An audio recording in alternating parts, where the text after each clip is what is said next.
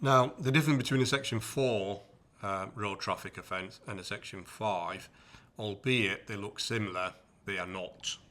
And again, this is one of the offences where a lot of individuals get caught out.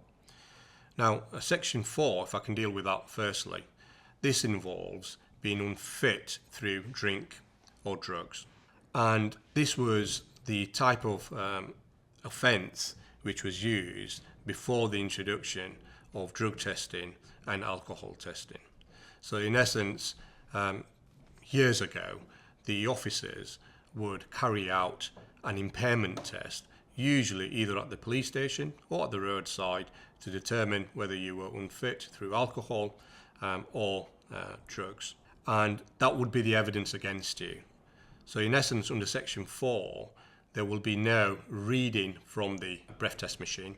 There will be no blood sample regards to evidence against you for drug or alcohol, and there'd be no urine sample. This was prior to the introduction of those samples. Why is that important? Now, a Section 5 road traffic offence is the one which the Crown Prosecution Service will normally use in those circumstances, because usually it would be that you've been arrested, taken back to the police station, and you've either been breathalyzed or blood or urine has been obtained. That will be the prosecution evidence against you. Now, there are some instances where the police or the Crown Prosecution Service try to be a little bit cute with these offences, and I'll explain what I mean.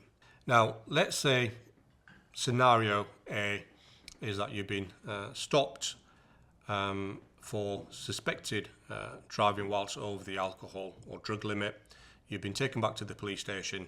Let's deal with a sample of blood has been taken.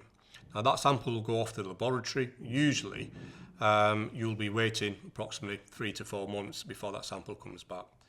You have then received a charge through the post where the Crown Prosecution Service have used Section 4 as opposed to a Section 5. A Section 4, that will be indicative of the prosecution not having that sample which was sent off for testing. And that could be crucial. That sample may have showed that you were under the limit, or they may have lost that sample. And what in essence they're trying to do is they're trying to use the old legislation to charge and potentially prosecute you. Now, under Section 4, it's a lot more difficult for the prosecution to prove their case, because they will have to show a level of impairment in order to evidence this. And remember, the burden of proof is always upon the prosecution to prove that you were impaired either through alcohol or drugs.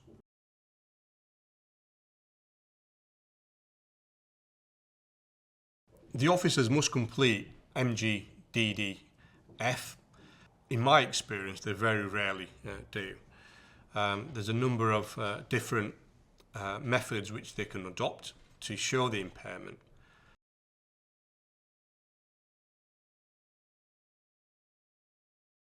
What evidence would show impairment? Well, usually the officers have to complete an impairment test, and there's different types of impairment tests, and those are listed on the screen. Now, usually they will request you to touch your nose, work on a straight line. These are typical impairment tests which they often will use.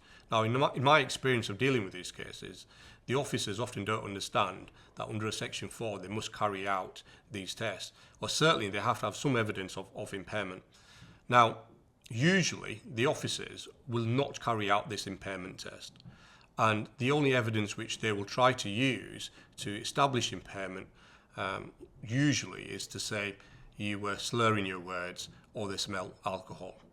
Now, in my experience, it becomes a lot more difficult for the Crown Prosecution Service to prove their case based upon an officer simply saying they smell alcohol or you were slurring your words.